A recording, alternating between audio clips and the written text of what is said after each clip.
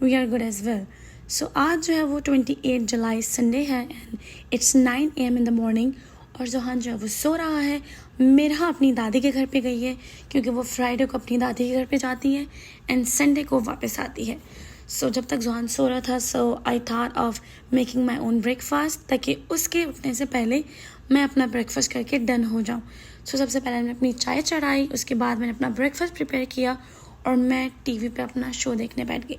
And for दोस्त जिनको नहीं पता ये शो कौन सा है, इट्स जर्द पत्तों का बन।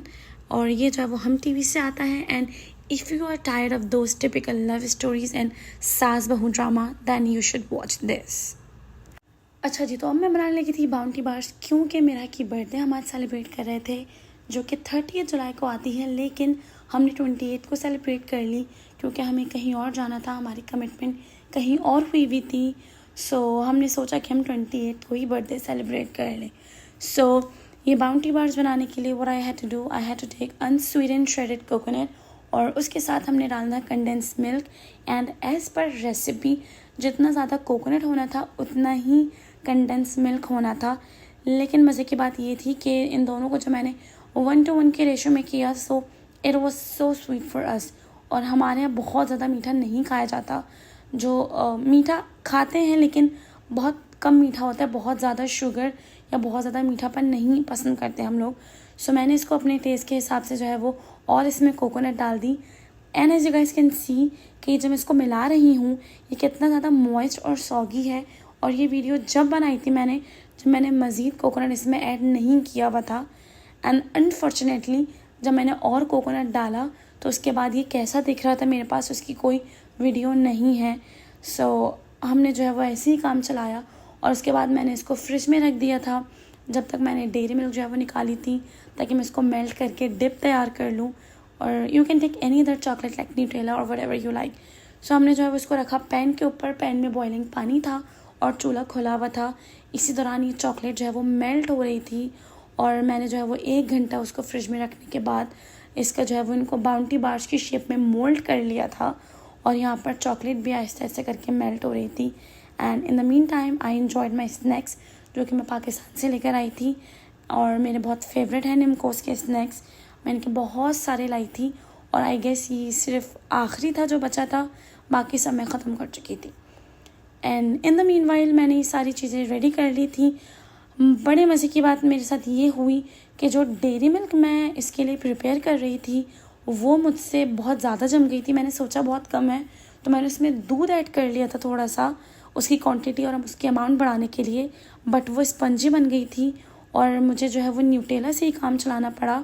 फॉर्चुनेटली मेरे पास न्यूटेला रखी हुई थी पहले की बची हुई। सो न्यूटेला सेव्ड माय डे और ये थोड़ी रफ़ बनी थी। बाउंटी बार जो है वो मेरे ऑलमोस्ट 2 घंटे ले चुकी थी। सो अब मुझे जल्दी जल्दी ज़ीरे वाले आलू तैयार करने थे क्योंकि हम लोग वहाँ पर बारबेक्यू करने वाले थे and barbecue is all about meat और हमें जो है वो कोई ना कोई सब्ज़ी ज़रूर चाहिए होती है साइड में। सो मैंने सोचा कि आज मैं ज़ीरे वाले आलू बनाती हूँ। So I chop all the stuff और प्याज, आलू, गार्लिक सब कुछ काटने पीटने के बाद जो है वो मैंने इसको रेडी किया। सो ऑयल लेकर हमने सबसे पहले उसमें ज़ीरा डालना था और ज़ीरा डालने के बाद मैंने चॉप गार्लिक डाला और उसको थोड़ा सा सौते करने के बाद उसमें मैंने चॉप अनियन डाली। But we have to make sure कि हमें अनियंस को ब्राउन नहीं करना, इसको बस थोड़ा सा ही पकाना है। और इसके बाद मैंने इसमें आलू की कतलियाँ ऐड कर दी थी और आलू की कतलियाँ जो थोड़ी देर पकाई और इसको मैंने ढक दिया था ताकि आलू जो है वो थोड़े अच्छे से गल जाएँ। और थोड़ी देर ढकने के बाद मैं मसाले ऐड कर दिए सारे। और आज जो है वो इसमें आमचूर पाउडर डाल के ऐड करने वाली थी बिकॉज़ मुझे टेस्ट में कुछ वेरिएशन चाहिए था। And in the mean time जल्दी जल्दी सब तैयार करके मैंने धनिया से इसको गार्निशिंग करी और हम जल्दी से निकल पड़े क्योंकि हमें बहुत लेट हो गया था ऑलरेडी।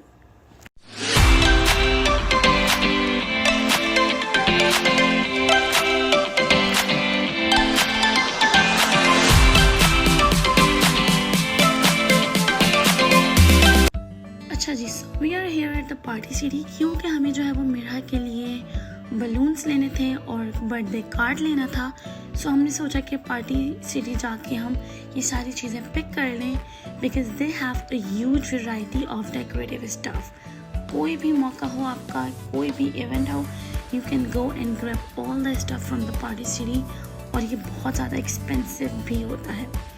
सो हमने इनसे पूछा कि हमें बलून चाहिए और बर्थडे कार्ड चाहिए। इन्होंने हमें बताया कि they don't have birthday card. So हमने जब यहाँ से सिर्फ बलून लिए थे, हमें 4 नंबर का बलून चाहिए था बिकॉज मेरा वॉज टर्निंग 4। सो मेरा के लिए हमें 4 नंबर का फॉइल बलून मुझे चाहिए था।